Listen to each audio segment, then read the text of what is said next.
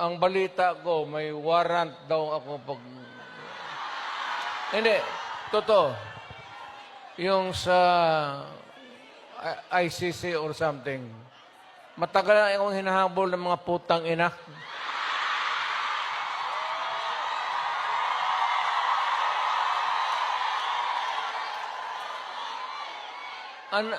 Ano man ang kasalanan ko,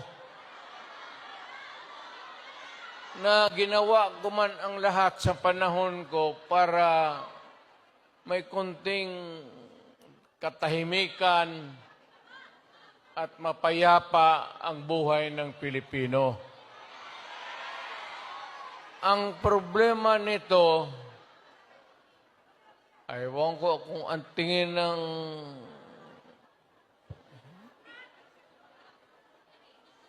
ako'y raw yung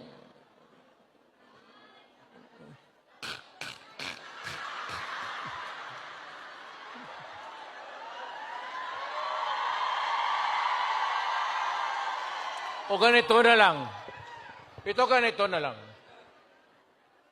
O sabi ko, assuming na totoo talaga yung naririnig ninyo, bakit ko ginawa yan? Para sa sarili ko? Para sa pamilya ko? Para sa inyo at ang inyong mga anak sa ating bayan.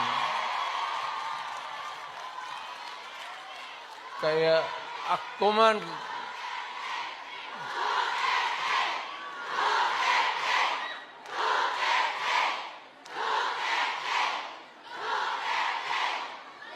ang higiin ko na lang sa inyo, total, kung ganito man talaga ang swerte ko sa buhay, okay lang, tatanggapin ko yan. Wala tayong magawa hulihin tayo kung ikulong tayo. Kaya lang, meantime, mag-contribute kayo, baski $5, $10, para paglabas ko sa presuhan, pagawaan ninyo akong monumento katabi ni Rizal.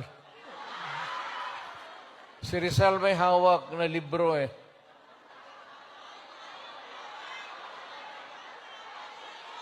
Akin.